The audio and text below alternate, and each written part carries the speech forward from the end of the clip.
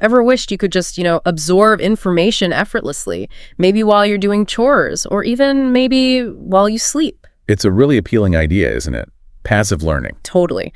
And today we're actually diving into a method that explores exactly that, learning English, supposedly, while you're asleep. Right. So the source we're digging into today, it's a script. It's called Learn English While Sleeping, Improve English While Sleeping English Conversation Beginners. Okay. And it's quite long, actually, around 7,000 words. The whole design is for passive listening, during rest. It uses this very slow, clear, and quite calming voice. Interesting. So our goal here, our mission, if you like, isn't so much to definitively say, yes, you can learn fluent English in your sleep. Probably not. No. Right. But more to really unpack this specific script. What's it teaching? How is it structured? How does it try to make learning feel, peaceful and almost subconscious for beginners? Exactly. What information does it focus on? What methods does it seem to be using? Okay, let's get into it. So where does it start? The foundations, I guess. Yes, exactly. It kicks off with the absolute basics greetings. Things like, hello, hi. The first words you learn. Pretty much. And then it adds greetings for different times of day. Good morning, good afternoon, good evening, and even good night. So setting the scene for basic interaction right away. Mm-hmm. And it flows straight into those really common introductory questions. Like, how are you? Precisely. With all the standard answers you'd expect, I'm fine, thank you, I'm good, I'm okay. Does it include things like feeling tired or happy? It does, yeah. Yeah. I'm tired, I'm happy. Just acknowledging those simple states. Okay. And names. Yep. What's your name? Comes up quickly. With example answers, I assume. Sure. Things like, my name is John, or my name is Sarah. Very straightforward. Got it. What else in this initial phase? Politeness is introduced early on, which is quite interesting. Oh, yeah. Yeah, the phrase, nice to meet you. It appears very soon after the initial greetings and name exchange. That's key, isn't it? For making a good first impression. Absolutely. Then it moves logically to, where are you from? Another standard. Right. And it gives a few diverse examples. I'm from India. I'm from Brazil. I'm from the United States. Does it mention specific cities, too? It does, a little later, almost blurring the lines with where do you live. Mm-hmm. It gives examples like, I live in London, I live in Tokyo, I live in Paris.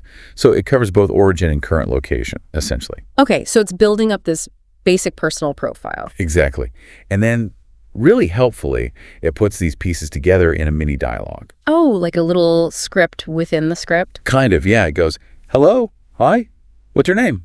Then the response, my name is Alex, what about you? And the reply? I'm Emma, nice to meet you. And finishing with, nice to meet you too. Ah, so you see how it all fits together. Precisely. It demonstrates the flow, even in a very simple way. It really underlines how fundamental this vocabulary is for any beginner. Okay, so that covers the absolute first steps, hellos and introductions. Where does the script take the listener next? Well, it builds on that foundation, moving into questions you might ask or hear in, everyday situations. More simple Q&A. Right. It revisits location, but slightly differently. It asks, where do you live? With a direct answer like, I live in New York. So focusing more on the now rather than just origin. Yeah, that seems to be the idea.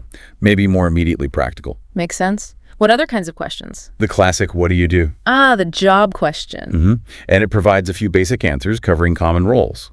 Student, teacher, engineer, doctor. Again, really core vocabulary for identifying people. Definitely. Then it gets very practical. What time is it? Essential. Totally. And it gives different ways of answering: 7 o'clock, 9:30, 10:30, even midnight. Covering a few formats there. Yeah, which is useful. And then it touches on immediate needs or preferences. Like? Are you hungry?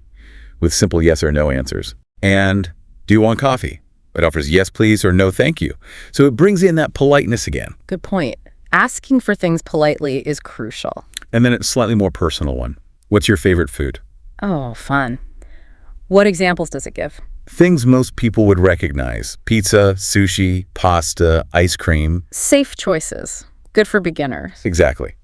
And it rounds off this section with, what do you like to do? Opening the door to hobbies. Right. It lists some very general, accessible activities. Read, listen to music, go for a walk, watch movies. So all quite simple, common stuff. Very much so. The focus seems to be on providing these fundamental question and answer frameworks for basic interaction. It's not just words, it's the patterns of conversation. Yeah, I can see that. It's equipping the listener for those first simple exchanges. Okay, so after these general questions, does it get more specific, like mapping out a day? It does, actually. That's the next logical step it takes. It presents vocabulary related to a typical daily routine. How does it structure that? Just a list. It's sequential, which is clever. It follows the order of the day. It starts with I wake up, then gives a time like I get up at 7 a.m. Tell you walking you through it. Exactly. Yeah. Then it hits the common morning actions. I brush my teeth, I take a shower, I get dressed, I eat breakfast, I drink coffee. The whole morning ritual. Pretty much. Then it moves to leaving the house. I go to work, or maybe I study English. Ah, relevant. Then I come home, followed by evening things. I eat dinner, I watch TV. And finally, I go to bed and I sleep. It basically narrates a simple, standard day from start to finish. like a little story of a day in vocabulary form. Does it put that into a conversation too? Yes, it does. Just like with the introductions, it provides short conversational examples using this routine vocabulary. Smart. So you hear it in context. Exactly. You hear things like, what time do you wake up? Answer, I wake up at 6:30. Okay. Or questions about specific actions. Do you breakfast? Yes, I eat eggs and toast. Or do you go to school? Yes, I do. And ending the day. Yep. What time do you sleep? I go to bed at 10 p.m. So it reinforces the vocabulary by showing how you'd actually use it to talk about your day. Precisely. It's not just a list of verbs anymore. It's part of a communicative exchange about daily life. It makes it much more relatable and potentially more memorable. Right, context is everything. Okay, so we've had greetings, daily questions, daily routines. What's next in the script's structure? Does it just list words at some point? It does, yeah. After the daily routine section, it shifts to presenting what it labels as core vocabulary, essentially a list of common foundational English words. Mostly nouns, I'm guessing. Almost entirely nouns, yes. Yeah. It starts with basics like water, food, coffee, tea. Essentials. Then some specific foods, apple, orange, bread, milk.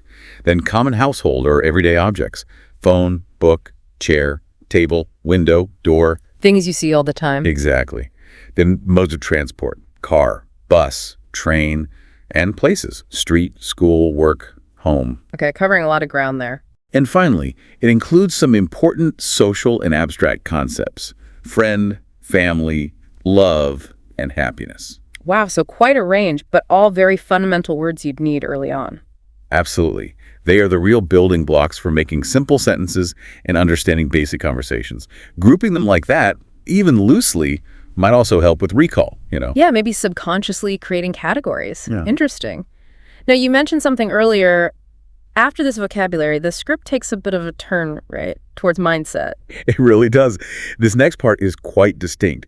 The focus shifts completely to the learner's psychology using positive affirmations. Affirmations in a language learning script. Yeah, it's fascinating. The narrator's voice becomes even softer, more reassuring, and they deliver these statements aimed directly at encouraging the listener. Like what kind of statement? Things like, you are learning English, you are improving every day, English is easy for you, you enjoy learning. Huh. So trying to build confidence. Definitely. It seems geared towards creating a positive emotional state around learning. It continues with affirmations about specific skills. You remember words easily. You speak English with confidence. Wow. You listen and understand clearly. And overall progress, you are becoming fluent. It's almost like a pep talk woven into the lesson. Kind of, and it doesn't stop there. It includes general well-being affirmations too, like you are calm, you are strong, you are smart, you are enough. You are enough. That's quite powerful. Isn't it? And it finishes with, you are doing great. It's a real shift from just presenting language to actively nurturing a positive learning mindset. It suggests they believe the emotional side of learning is really important, even for this passive approach. It certainly seems that way. It's trying to build up the learner's self-belief, maybe tackling potential anxieties about learning a new language. Okay, that's a really interesting dimension. So after this motivational section, does it go back to practical language? It does. It sort of brings things back down to earth by presenting some short, simple example conversations, putting it all together, basically. Okay, showing the language in action again. Exactly. There are 3 brief dialogues. The first one is super basic, just greetings and checking in. Hello, how are you today? I'm good, thank you. How about you? The kind of exchange you have dozens of times. Right. It touches on being busy, mentions going to the park, and ends with polite goodbyes like, enjoy your day, thank you, you too, Very simple, very natural flow. Okay, a basic social check-in. What's the next one? The second one is focused on a really practical need, asking for directions. Ah, always useful. Definitely. It's just, excuse me, where's the bus stop? Followed by a clear answer. It's over there, next to the store. Simple and direct? And again, it reinforces politeness. Thank you very much. You're welcome. Have a good day. You too. Demonstrating a real-world necessary interaction. Precisely.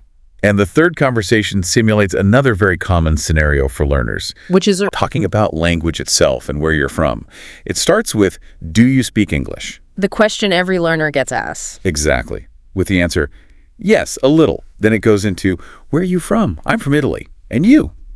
I'm from Canada. Nice to meet you. Nice to meet you too. So modeling that initial getting to know you chat, especially between people from different places. Right. These little dialogues really show how the basic phrases and questions learned earlier actually function in a simple flowing conversation.